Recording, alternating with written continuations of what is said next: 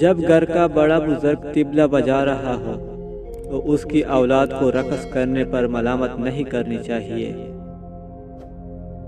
آہستہ آہستہ پتہ چل رہا ہے کہ لوگ پنکھے سے کیوں لٹکتے ہیں۔ جو شخص اپنی زبان اور خواہشات پر قابو نہیں رکھ سکتا تو وہ کبھی رہنما نہیں ہو سکتا۔ انا کے پیڑ کے نیچے محبت، پیار، احساس ہمیشہ مرجھا کر دم توڑ دیتے ہیں۔ کوشش کرو کہ تم دنیا میں رہو، دنیا تم میں نہ رہے، کیونکہ کشتی جب تک پانی میں رہتی ہے خوب تیرتی ہے، لیکن جب پانی کشتی میں آ جاتا ہے تو وہ ڈوب جاتی ہے۔ لیڈر کا کام صرف شعور دینا ہوتا ہے، انقلاب قومیں خود لاتی ہے۔ اللہ سے مانگنے کی ایک خوبی یہ بھی ہے کہ آپ اپنے جذبات کو الفاظ کا روپ نہ بھی دے سکے، تب بھی وہ آپ کے جذبات کو آپ سے بہتر جانتا ہے۔ کہیں خوف ہے کہ اللہ دیکھ رہا ہے تو کہیں اطمینان ہے کہ اللہ دیکھ رہا ہے۔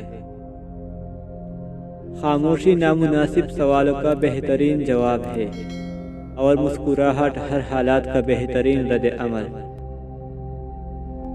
زندگی کے حسین لمحات واپس نہیں آتے، لیکن اچھے لوگوں سے تعلقات اور ان سے وابستہ اچھی یادیں ہمیشہ دلوں میں زندہ رہتی ہے۔ آپ کا دل بہت قیمتی ہے، کوشش کرے اس میں وہی رہے جو اس کے قابل ہو۔ انصاف کے لیے اکیلے لڑنا پوری دنیا کا سلطان بننے سے بہتر ہے۔ کسی نے اہل ستم سے کچھ نہ کہا، سبھی نے مجھ سے کہا حوصلہ رکھو۔ خاموشی بہترین ہتھیار ہے، خاص طور پر اس وقت جب لوگ آپ سے چیخنے کی توقع کریں۔ اس نفسیات میں ایسا جادو ہے کہ وہ شخص آپ کی فکر کرنے پر مجبور ہو جائے گا۔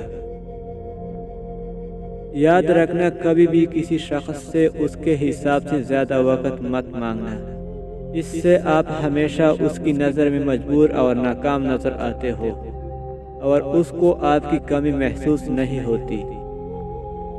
جب آپ ٹھیک نہیں ہو اور کوئی آپ سے کچھ کروانا چاہے پھر بھی کسی کی خاطر سب کچھ کرنے کے لیے تیار ہو جاتے ہو تو یہ چیز آپ کو نقصان دیتا ہے اور اس شخص کو آپ کی فکر نہیں ہوتی۔ ہمیں تو خدا سے محبت سکھائی ہی نہ گئی، جنت کی حوض دوزخ کی آگ سے ڈرایا گیا۔